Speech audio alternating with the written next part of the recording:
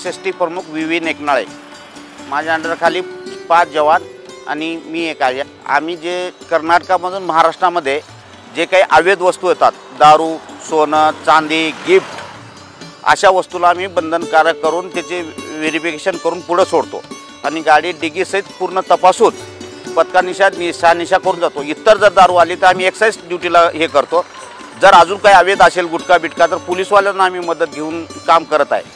आत्तापर्यंत एक 10 ते 15 हजारचा गुटखा जप्त झालेला आहे। 2,0115 रुपये जप्त झालेले आहेत।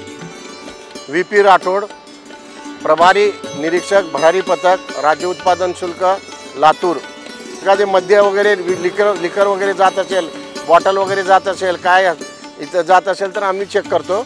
बाकीचं इतर मुद्देमाल वगैरे काय जात असेल तर कृषी आहे, परत पंचायत समिती आहे, वन विभाग आहे आणि पोलीसवाले आहेत।